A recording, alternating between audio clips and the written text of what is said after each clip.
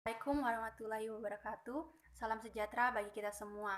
Perkenalkan, nama saya Anna Sandalayub dengan NIM O1A1200066 dari kelas B. Di sini saya akan menjelaskan mengenai ujian tengah semester Biokimia Farmasi. Yang pertanyaan pertama, jelaskan istilah A. Glikolisis, glikogenolisis, glikogenesis, metabolisme. Yang pertama, glikolisis. Glikolisis adalah suatu proses yang menghasilkan perubahan satu molekul glukosa menjadi dua molekul pirufat. Glikogenolisis adalah proses pemecahan simpanan energi cadangan glikogen dalam hati menjadi glukosa. Proses ini terjadi ketika kadar glukosa dalam darah tidak mampu memenuhi kebutuhan energi individu untuk melakukan aktivitas fisik intensitas sedang. Kemudian glikogenesis. Glikogenesis ialah proses biosintesis glikogen dari glukosa. Perubahan kimia secara enzimatik ini tidak berjalan spontan, tetapi bertahap. Kemudian metabolisme. Segala proses kimia yang terjadi di dalam organisme hidup mulai dari makhluk bersel satu sampai makhluk yang susunan tubuhnya sangat kompleks. Ini dinamakan metabolisme. Pada pemanfaatan bahan makanan oleh organisme hidup untuk kebutuhan energi, untuk pertumbuhan bahkan perbaikan sel. Kemudian katabolisme. Katabolisme itu adalah suatu fase metabolisme yang terjadi pembongkaran atau degradasi senyawa-senyawa biomolekul menjadi senyawa-senyawa yang lebih kecil. Reaksi ini bersifat eksergonik, yaitu reaksi yang membebaskan atau melepaskan energi.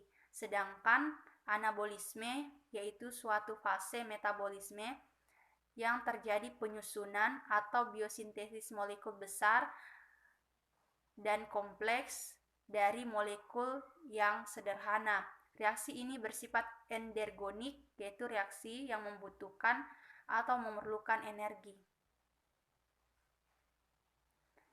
Pertanyaan yang kedua, energi yang dihasilkan pada proses metabolisme glukosa aerob lebih besar dibandingkan anaerob. Reaksi aerob lebih besar karena menghasilkan 36 ATP atau 36 energi, yang dimana energi tersebut diperoleh dari proses glikolisis, siklus Krebs, dan transfer elektron. Bisa dilihat pada tabel. Glikolisis sebagai ATP menghasilkan 4 ATP, glikolisis sebagai NADH menghasilkan 4, kemudian perubahan asam pirufat menjadi asetil KOH sebagai NADH menghasilkan 6 ATP, kemudian siklus Krebs sebagai GTP akan menghasilkan 2 ATP, siklus Krebs dari reduksi FADH akan menghasilkan 4 ATP, siklus Krebs sebagai NADH akan menghasilkan 18 ATP, sehingga jumlah total ATP yang dihasilkan ada 38, tetapi sehingga 38 dikurangi 2 sehingga total bersihnya yaitu 36 ATP. Kemudian reaksi anaerob. Pada reaksi anaerob terjadi saat kita beraktivitas berat seperti mengangkat beban ataupun berlari. Hasil dari reaksi ini hanya menghasilkan 2 ATP saja, yang dimana reaksi anaerob lebih kecil dibandingkan reaksi aerob karena hanya berlangsung dalam satu tahapan, yaitu dari pirufat menjadi asam laktat, sehingga akhirnya dihasilkan 2 pirufat asam laktat yang akan hilang saat tubuh kita cukup oksigen, sehingga dapat disimpulkan bahwa reaksi aerob menghasilkan lebih banyak ATP, yaitu 36 ATP, sedangkan reaksi anaerob hanya menghasilkan 2 ATP saja. Ketiga, apa hubungan metabolisme karbohidrat dan metabolisme lipid? Reaksi metabolisme merupakan suatu reaksi yang saling berkaitan dan tidak dapat dipisahkan satu sama lain dengan bentuk jaringan karbohidrat, lemak, dan protein bertemu di jalur siklus Krebs dengan menambahkan asetil koenzim A. Asetil koenzim A merupakan bahan baku dalam siklus Krebs yang tujuannya untuk menghasilkan energi yang berasal dari katabolisme karbohidrat, lemak, maupun protein. Titik temu dari berbagai jalur, baik karbohidrat, lemak, dan protein di jalur metabolisme ini berguna untuk saling menggantikan bahan bakar yang ada di dalam sel. Hasil katabolisme lemak, karbohidrat, dan protein ini bermanfaat dalam menghasilkan senyawa-senyawa yang lain. Senyawa yang lain tersebut dapat membentuk ATP, hormon, maupun komponen hemoglobin, dan lainnya.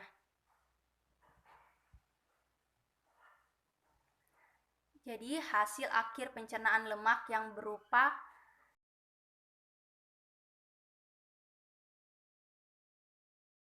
antara glukosa dan piruvat.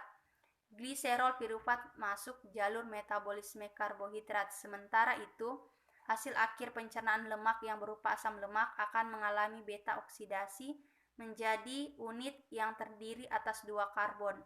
Setiap unit 2 karbon akan mengikat satu molekul KOA menjadi molekul asetil KOA yang dapat masuk ke dalam jalur metabolisme karbohidrat. Gliserol dapat berubah menjadi glukosa atau piruvat tergantung kebutuhan sel akan energi. Demikian halnya asetil KOH.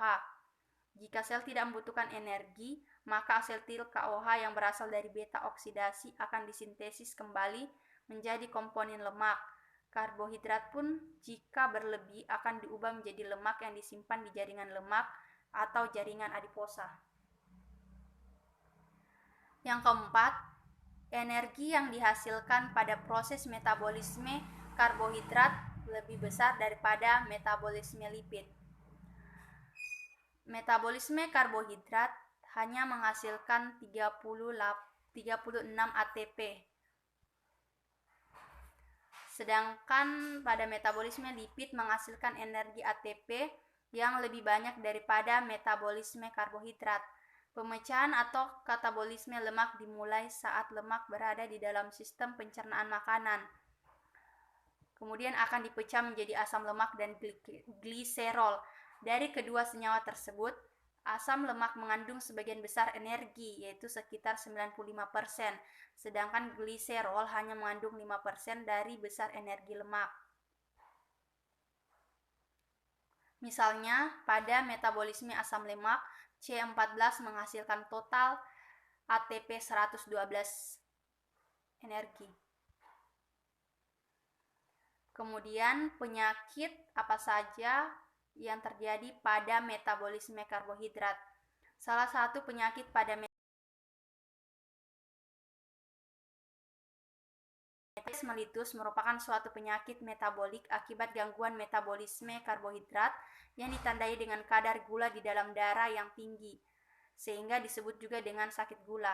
Penyakit ini terjadi akibat sel-sel tubuh tidak memberi respon terhadap insulin dan tubuh kekurangan jumlah hormon insulin yang diproduksi oleh pankreas. Pada penderita diabetes mellitus terjadi gangguan proses masuknya zat gula ke dalam sel-sel tubuh, dikarenakan pada proses masuknya zat gula ke dalam sel dari peredaran darah memerlukan hormon yang disebut insulin. Insulin adalah hormon yang dihasilkan oleh organ pankreas yang berada di perut bagian kanan atas. Insulin inilah yang berpengaruh terhadap metabolisme karbohidrat, protein, dan lemak, yang bertugas memasukkan gula dari sirkulasi darah ke dalam sel melalui mekanisme tertentu, sehingga dapat menjaga kadar gula di dalam darah tetap normal. Diabetes mellitus bersifat degeneratif. Artinya penyakit ini disebabkan oleh penurunan fungsi organ tubuh sehingga tidak dapat disembuhkan. Usaha penyembuhan dilakukan untuk mencegah kambuhnya penyakit dengan cara mengendalikan kadar gula darah melalui pengaturan menu makanan yang diiringi dengan pengobatan secara medik, olahraga, bahkan pola hidup yang sehat. Untuk mengatasi penyakit diabetes mellitus, ada beberapa caranya, terutama melalui tindakan preventif atau pencegahan. Yang pertama, program penurunan berat badan, kemudian melakukan diet sehat, kemudian latihan jasmani, yaitu berolahraga, rokok dan minuman yang beralkohol. Kelima, terapkan pola hidup yang sehat seperti makanan yang sehat. 6. Menjaga kebersihan tubuh. Tindakan ini berguna untuk mencegah penyakit diabetes mellitus karena dapat mengontrol, bahkan mengendalikan kadar gula darah melalui pola makan dan pola hidup yang sehat. Yang kedua, bisa melalui tindakan kuratif atau pengobatan, yaitu dengan terapi insulin. Cara kerja insulin termasuk insulin suntik sama dengan insulin alami, yaitu membuat gula dapat diserap oleh sel dan bisa diolah menjadi energi. Beberapa jenis insulin yang mungkin diberikan antara lain insulin aksi cepat, insulin aksi lambat, bahkan insulin aksi intermediate. Kedua, obat diabetes. Orang yang mengalami penyakit kencing manis umumnya tidak mampu menggunakan insulin yang ada sebagaimana mestinya. Tidak semua orang dengan penyakit gula memerlukan obat. Dalam beberapa kasus, dokter mungkin hanya minta pasien untuk mengubah gaya hidupnya agar menjadi lebih sehat, seperti rutin berolahraga, bahkan menjalani diet khusus. Nah, ketika kedua cara tersebut tidak cukup, barulah dokter akan meresepkan sejumlah obat diabetes mellitus untuk membantu menurunkan gula darah yang tinggi. Beberapa obat diabetes mellitus yang sering diresepkan dokter yaitu metformin, pioglitason, obat golongan sulfonylurea agonis, repaglid, acarbose, sitagliptin, pateglid. Berikut saya lampirkan daftar pustaka. Terima kasih untuk perhatiannya. Jangan lupa subscribe dan komen.